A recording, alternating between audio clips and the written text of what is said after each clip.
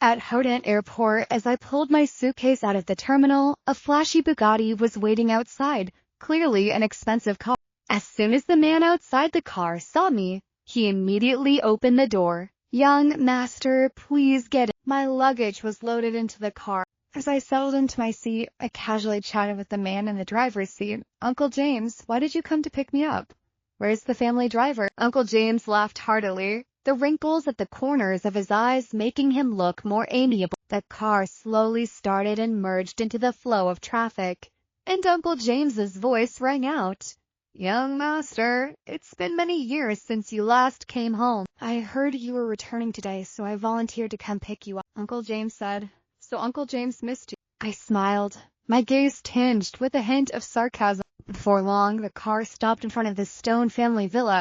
I got out and walked straight into the villa. As I pushed the door open, a group of servants was waiting by the entrance. Upon seeing me enter, they all spoke in unison, their movements synchronized. "Welcome home, young master." I felt a bit flustered. Uncle James pushed my suitcase over, and a servant immediately took it and carried it upstairs. Noticing my bewildered expression, Uncle James laughed heartily. "The masters place great importance on protocol. Knowing you were coming back, they trained all night to prepare for your welcome. Right now, they are all waiting for you in the living room." I nodded. Although this scene was overly extravagant, I didn't want to spoil the mood by saying anything, so I headed straight to the living room. Sure enough, the living room was full of people. My parents, along with my uncle and aunt, were all present. I stepped forward to greet each of them and then sat down next to my parents. Looking at their concerned expressions, the calm I had maintained suddenly shattered, and a wave of indescribable resentment surged within me. Since childhood, I had been spoiled by all the adults, never having suffered any grievances until I decided to conceal my identity to train myself, went to Haitan, and met Serena Blackwood. Over the past 5 years, I had given her my sincere heart. At that time, I truly wanted to spend my life with her, believing that sooner or later we would become each other's only one.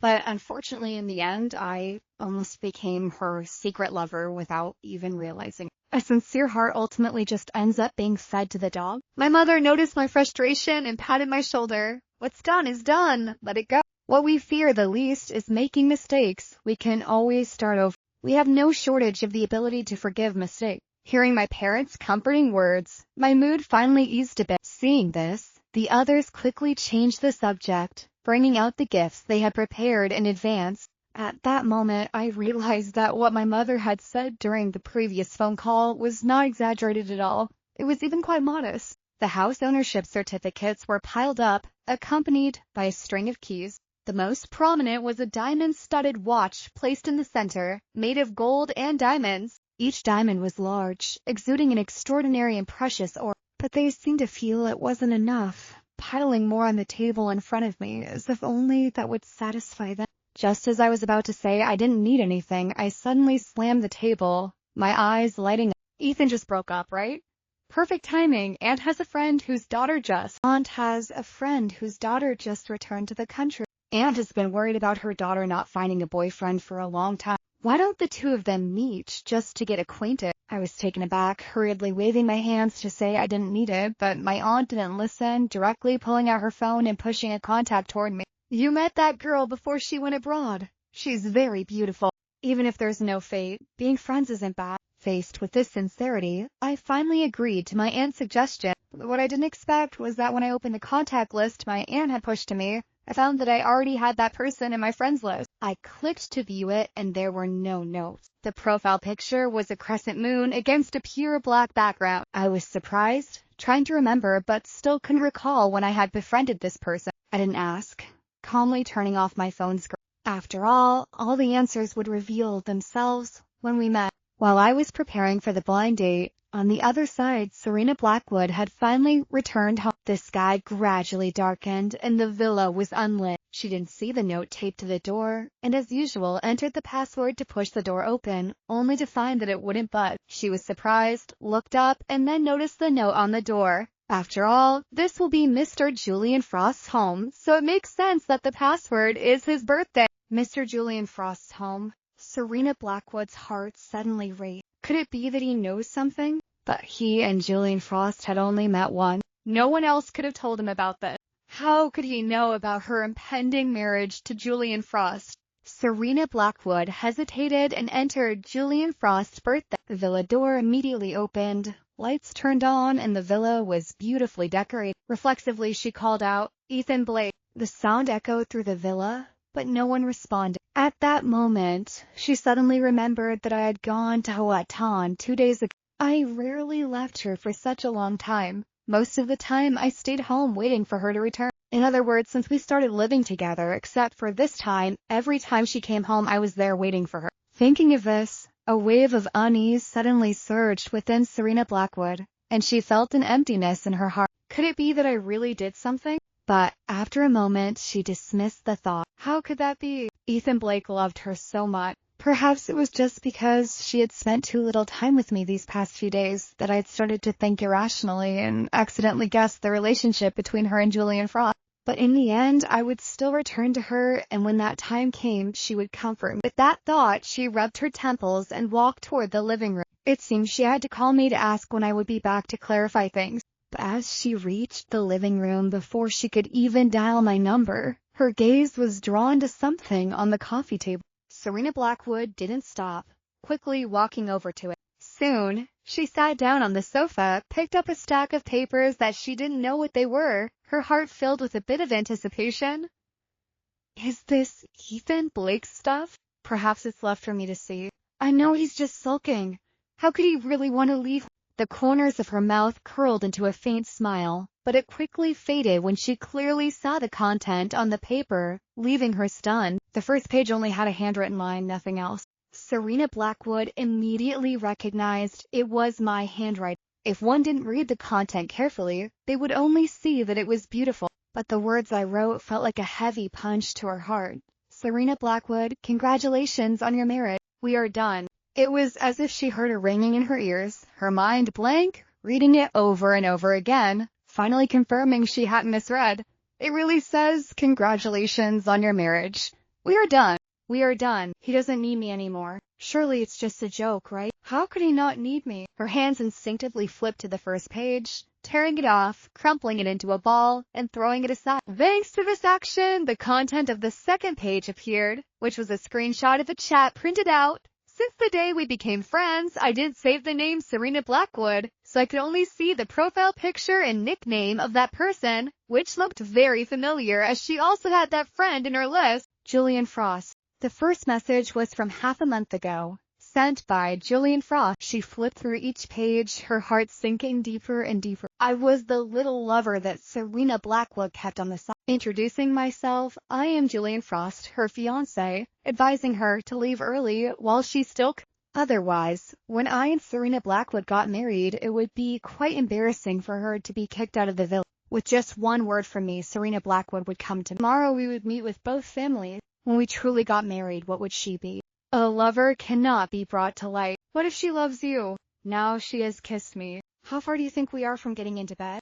Interspersed among the messages are a few photos or video clips, pictures of them trying on wedding dresses, photos of them choosing diamond rings together, images of them checking out wedding venues. And that video, when opened, stops at the most representative frame of the entire video, which is also the frame that Julian Frost most wants her to see.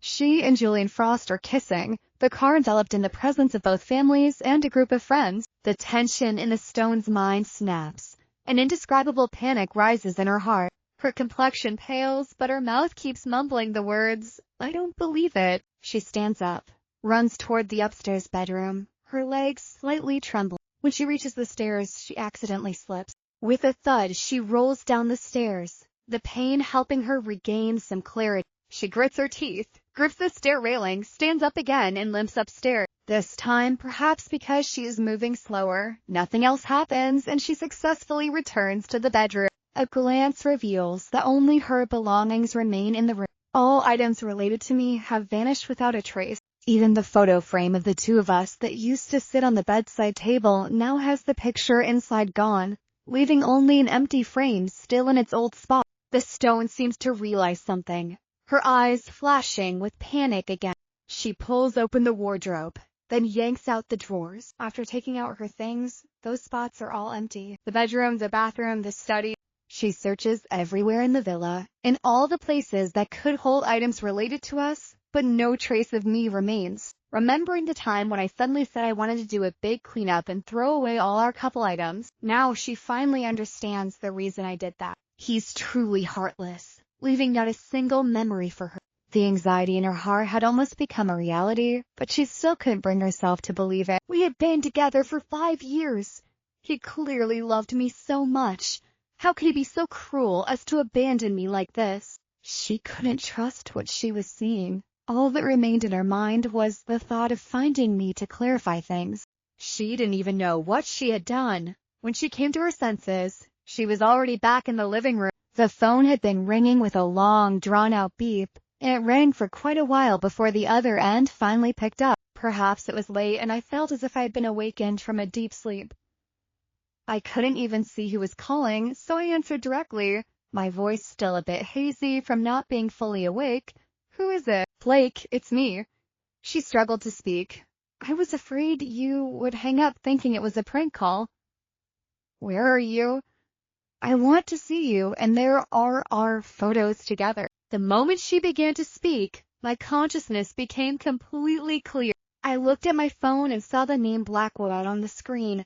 Letting out a helpless sigh, I miscalculated. I forgot to block her contact. While I remained silent, Blackwood on the other end persisted in calling my name a few more times. A wave of irritation rose within me. Miss Blackwood is about to get married, so it's best to keep a distance and avoid any unnecessary misunderstandings. Those photos, if Mr. Frost sees them when he moves into the villa, he surely won't be pleased, so I've burned them all. As for meeting, I think it's unnecessary. You're about to marry someone else. Why meet up with this ex-boyfriend? Hearing me say that all the photos had been burned, Blackwood felt as if her heart was bleeding. What hurt her more was my firm refusal to meet. You, like I haven't agreed to break up. It's not what you think between me and Frost. The person I truly love is only you. How could you casually throw me away like this? By the end of her sentence, I could even hear her voice choke up, which made me fall silent for a moment. I rarely saw her cry. In the past year, aside from this time, I had only seen her cry once, when we had that car accident years ago. In the past year, aside from this time, I had only seen her cry once, when we had that car accident years ago. Clearly, she was the one who was more seriously injured, but when she woke up to see the unavoidable wounds on my body, she still cried silently, completely devoid of the decisive demeanor she usually had in business. If a partner from the Manga group happened to walk by and see her like that, they would surely be shocked. This was the second time. I had never denied Blackwood's love for me before, but it was precisely because I had seen how much she loved me, that when she later used her family's pressure to agree to marry Frost, I could easily recognize that her heart had begun to shift. Perhaps she still loved me very much, but the person she loved was no longer just me. Therefore, after careful consideration, I would be the first to be abandoned by her. Whether she decided to secretly keep me as a lover or instinctively saved Frost first during the car accident, the person she prioritized was no longer me. So at this moment, even hearing her choked voice and her sadness, my heart didn't stir even a little. Blackwood, we are just breaking up. Breaking up doesn't require the consent of both parties. And if we're talking about abandonment, aren't you the first to abandon the feelings between us? Now you say I throw you away? Having said this much, please understand that we have broken up, and I hope you won't disturb my life anymore. With every word I spoke, Blackwood's heart ached more. She bit her lip. Her eyes filled with tears. Wait. Blake. As she called my name, the phone emitted a series of beeps, signaling that the call had ended. She was stunned, intending to call back, but found that she could no longer reach me. I had blocked her.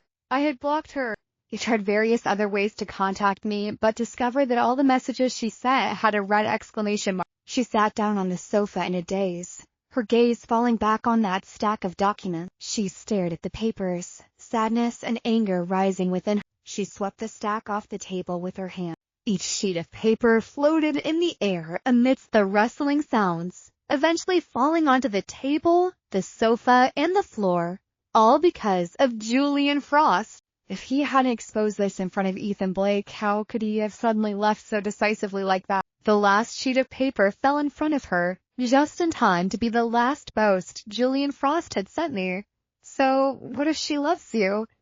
Now she has kissed me. How far do you think we are from going to bed? Her gaze darkened as she stared at those words. After a long moment, she suddenly scoffed, her eyes, which had been like still water, suddenly flashing with a sinister glint. Julian Frost, I once told you that the only person she likes is Blake.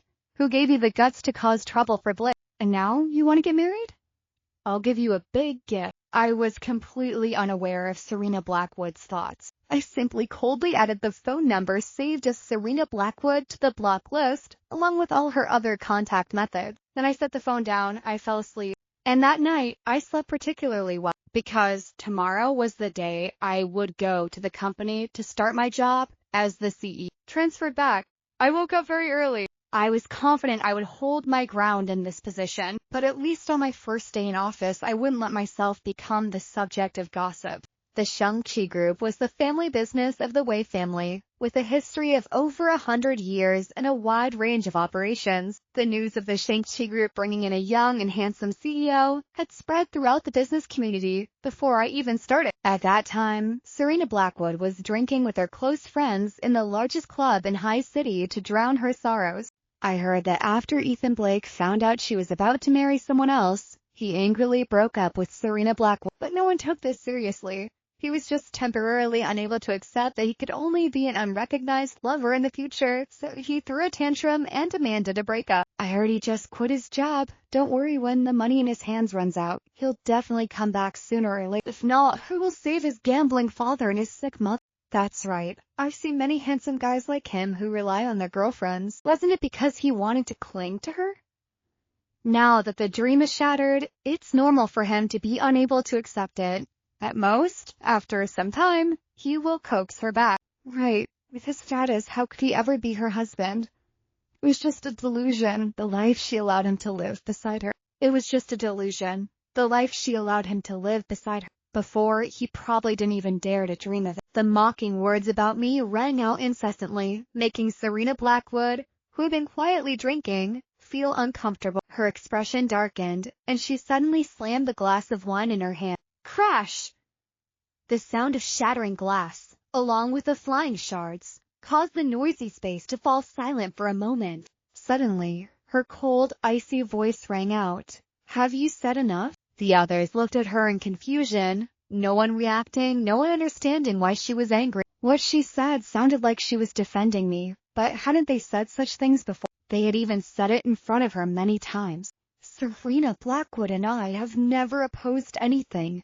Why is she angry now? Finally, Ashley Sterling, who was sitting closest to her, frowned and broke the dead silence. However, she still didn't take Serena Blackwood's anger to heart, thinking she was just annoyed at them for being too loud. She chuckled softly, looking at her with a teasing gaze. What's wrong? Is Sister Yaziwon still in a bad mood? We know you care about him more. Don't worry, how could he really give up on a money tree like you? Do you believe it? In less than half a month, he will definitely give in to her. By then, he will obey her completely.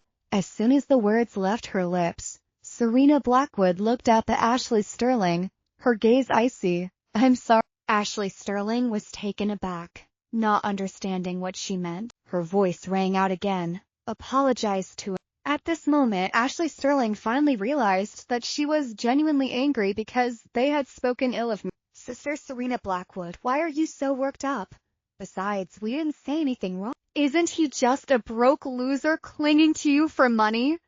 In the past, when we talked about it, you never objected. Hearing Ashley Sterling's words, Serena Blackwood suddenly froze, her dark expression fading, ultimately turning into confusion. It turned out that they had said such things many times before. It turned out that in similar situations, she had always chosen to remain silent. She rummaged through her memories, trying to find evidence to refute, but discovered that Ashley Sterling was right. This wasn't the first time they had spoken ill of me, and whether I was present or not, whenever they spoke in French, she tacitly agreed.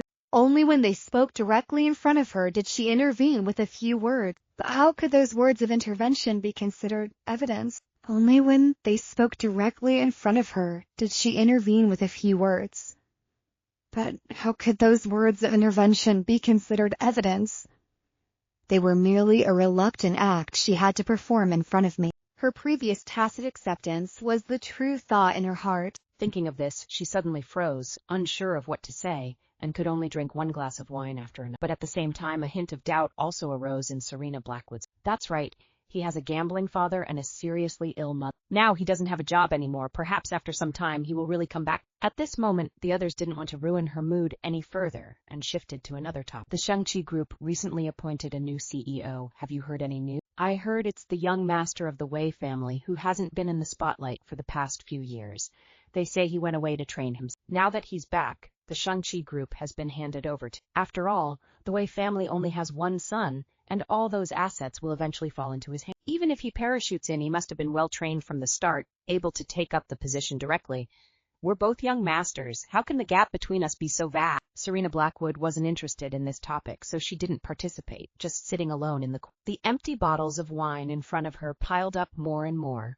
She wasn't paying close attention, so of course she didn't hear the comment about the young master of the Wei family training outside a few years ago and just recently returning home. She also didn't think that perhaps the note I left when I left, everything I wrote was true. By the time everyone was leaving, it was already late at night. Serena Blackwood had drunk too much wine and her steps became unsteady. Ashley Sterling and her group of friends saw that she could barely stand and were truly worried about letting her go home alone, so they had to call Julian Frost. When he hurried over, only Ashley Sterling was left beside Serena Blackwood. Seeing him arrive, she quickly handed Serena Blackwood over to him. I'm entrusting Sister Serena Blackwood to you. You have to take her home safe. After saying this, she threw him a look that said, you know what I mean, grabbed her car keys and walked straight out of the room, leaving behind a drunken Serena Blackwood and Julian Frost. He didn't take her back to the Miradoon family villa, but directly to his own villa. After a hard time getting her into the room, he laid her on the soft. He thoughtfully wiped her face and then carefully lay down beside Miradoon. After all, we are about to get married just a bit early. The woman beside him seemed not to have truly heard his words, suddenly wrapped her arms around him, burying her head in his neck, her hot breath brushing against him, causing his body to involuntarily shake. The temperature in the room seemed to rise along with the ambiguous atmosphere, but in the next moment, the name she called out successfully made his heart, which had almost jumped out of his chest, return to its original place. She didn't make any other movements, just held him tightly as if letting go would cause him to disappear. Julian Frost lay silently in her embrace, making no other movements, only his gaze passing over a hint of malice. Ethan, it's Ethan again. If only he could disappear from this world. The next day, when Serena Blackwood woke up after her drunken stupor, she only felt a severe headache and intended to raise her hand to rub it, but suddenly realized there seemed to be another person in her arm. She lowered her head and saw a head with delicately curled hair. Before the name registered in her mind, she blurted out, Z. Frost. But as soon as she said it, she realized something was off, and an ominous feeling suddenly arose in her. She pushed the other person away with force. Julian Frost, who had been sound asleep, was suddenly pushed off the bed, landing on the floor with a thud, fully waking. Looking up, he saw Serena Blackwood with a grim expression. Why are you here? Her cold, emotionless voice immediately made him feel aggrieved. The corners of his mouth twitched up, his eyes filled with tears, the tears brimming in his eyes ready to fall, looking truly pitiful. If the person facing him at this moment were anyone else, they might genuinely feel soft-hearted seeing him like. Or if it were Ashley Sterling before she broke up with me, she might not have been so cold to me. But ironically, the one witnessing his pitiful state was Ashley Sterling, who had seen how he provoked me and how I broke up with. Seeing her remain indifferent, even her expression darker, Julian Frost quickly suppressed his grievance and explained, last night you were drunk, and you wouldn't let me go to your villa, so I could only bring you back to my place. Hearing this, Ashley Sterling realized she had overreacted, not noticing that this room wasn't hers. Her expression softened a bit, but the wariness in her eyes towards him didn't lessen. Then why were you lying in the same bed as? As soon as she finished speaking, she saw his face turn. I initially planned to arrange everything for you and then sleep in the living room, but you wouldn't let go. His shy demeanor made her expression change abruptly. Julian Frost only saw her suddenly stand up, and before leaving the room, she glanced back at him. Julian Frost, put away your little trick. We are getting married, but that's only because you listened to me and are easy to deal with for my parents. If there's a next time, I won't hesitate to find someone else. Julian Frost's face turned ugly. Watching her leave, Ashley Sterling nearly ground her teeth in frustration. Miradoon, the Wei family. I looked at a strange phone number lighting up on the screen, feeling for the first time that Ashley Sterling was like a piece of sticky candy, impossible to shake off. So annoying. Recently, after I blocked her, things had been quiet for a while, but lately I don't know what got into her. I blocked one number and she switched to another to call. Once again, after I hung up and blocked the new number, the phone kept ringing incessantly. Finally stopped. I breathed a sigh of relief, turned off the phone's sound, and laid it face down on the table. Finally, I had time to carefully review the documents in front of me. This project was the first major project I was undertaking since joining the Shang-Chi group. If I could complete it excellently, my position in the senior management of Shang-Chi would be secure. At that time, I accepted this project without hesitation, but after taking over, I suddenly found Ashley Sterling's name appearing on the bidding list. I wasn't afraid of facing Ashley Sterling directly. I just didn't understand what her actions were for. The Mira Dune Group's foundation is in High City, and she suddenly barged into the Hu Cheng project.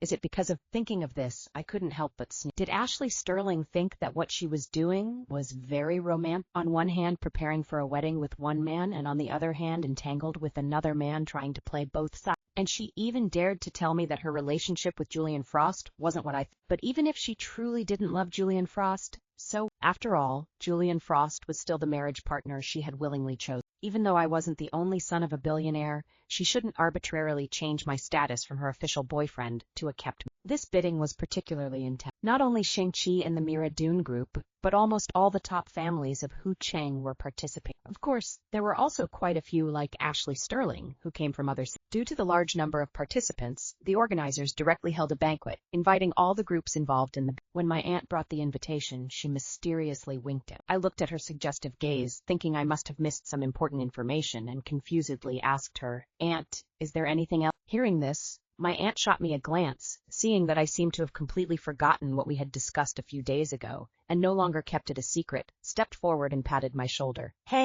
didn't I tell you about meeting my friend's daughter a while ago? The girl has been busy lately, unable to find time to organize herself. Coincidentally, she will also be attending this bidding event, so you all can go together." Hearing that it was about matchmaking, I immediately felt awkward. Moreover, the meeting place and time made me want to laugh and cry at the same time. "Aunt, this time we're all going to bid. Doesn't that make us competitors? You're the first to arrange for competitors to date at the biddings." I went along with my words, giving a thumbs. My aunt, however, didn't seem to care. "What's the problem? On the field, they are competitors, but off the field, maybe not. Besides, if you meet beforehand, it's good to be busy thinking about the beauty." I've inquired, and although the girl has never been in love, she once liked a boy who coincidentally is just like. Hearing this, I was taken aback, suddenly remembering that the last time I found out I was friends with that person. Since I skipped the friend-making step, I had forgotten about it after. After a long conversation, of course, I also forgot about dating. Now, reminded by my aunt, I recalled that person, the one she liked, was similar to me. We had been friends for a long time. Could it be that this girl initially befriended me because of this? I frowned, feeling my fondness for her diminish. Looking back now, it seems she doesn't really want to find a boyfriend. She just hasn't forgotten the person in her heart. In this situation, if I were to intervene, would I be making myself a substitute? I didn't mention this to my aunt, and she didn't. I just smiled it off and accepted the invitation. As for the meeting my aunt mentioned, I had lost all in, but I didn't expect that my silence would be interpreted by her as agreement.